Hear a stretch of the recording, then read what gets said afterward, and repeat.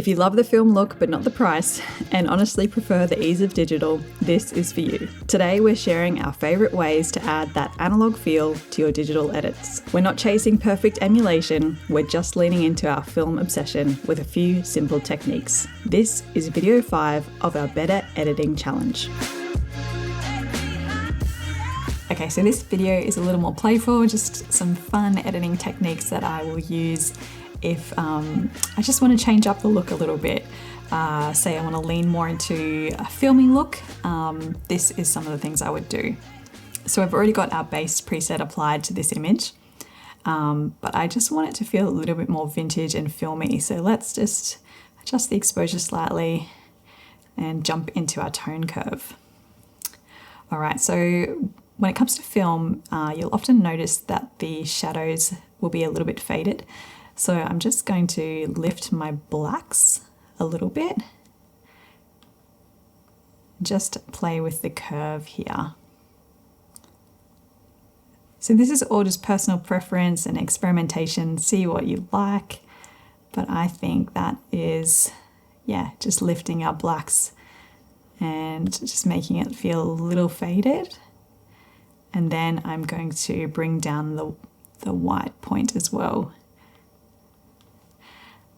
Cool, so a word of warning with your tone curve, subtle adjustments are key as this even small movements can have a significant impact on your image. So yeah, just be aware of that when you're playing with curves. Something else to make this feel a little filmier and is similar to what I was doing in the tone curve, but I can just bring up the blacks. You can see that's really just lifted that. Let's go all the way to 60 and bring down the whites a little bit. Okay, cool. Then I'm going to jump into color grading. Let's look at our shadows.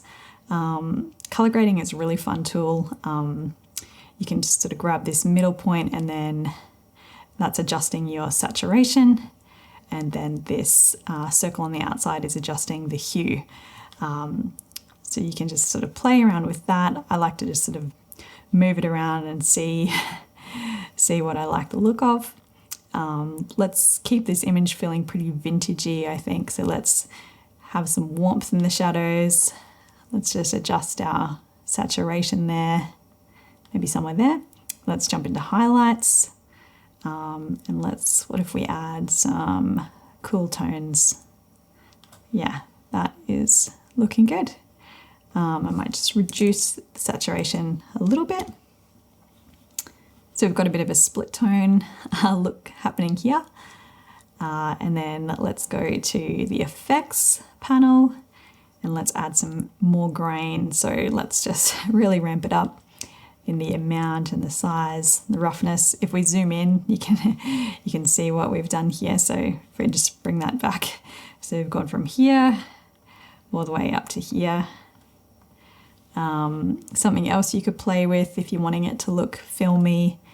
If we just look at our texture, clarity, and dehaze, let's just bring even more dehaze, reduce the clarity.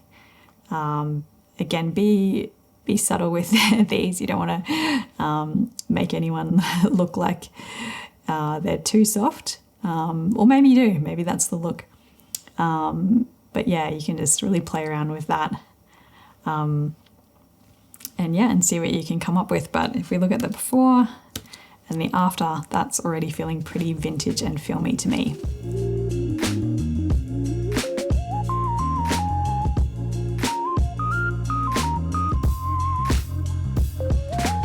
If we hop over to this image, let's make it black and white. Something that is cool to do if you really want to lean into that vintage feel is, as I mentioned, the dehaze. So if you just watch the windows, you'll just see the highlights blooming and you're just bringing some more light and brightness into this image. And that can, just sort of emulate a mist filter or maybe like vintage glass from a vintage lens. But yeah, I tend to always reduce the dehaze. I just like adding a bit of softness there and some blooming. But that is a cool little technique that I like to use. And then because we're leaning into the vintage feel, let's increase the grain as well. Let's zoom in so you can see what I'm doing. So let's just increase the grain and the size, the roughness. Yeah. And so we've gone from, yeah, that's the original raw, and here is our finished black and white.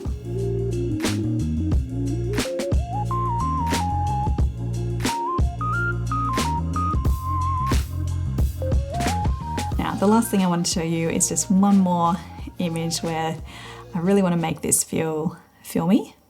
So let's just adjust the exposure and white balance a little bit, make it a little warmer.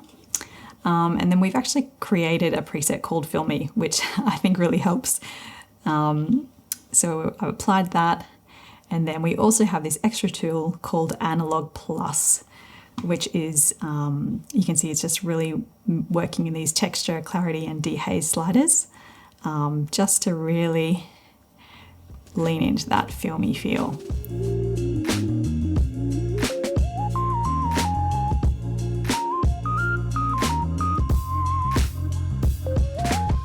Cool, so there's some fun editing techniques. Yeah, I would really encourage you to just be playful and try some things out.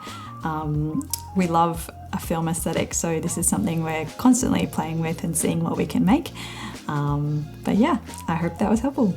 Thank you so much for joining us for the Better Editing Challenge. If you're looking to speed up your own workflow and you love the look of our edits, you can now grab the T&J preset pack. We've linked it in the description below. In case you missed any of the previous lessons, catch up on the full challenge playlist right here. If you enjoyed this series, it would mean the world to us if you hit subscribe. We'll see you in the next video.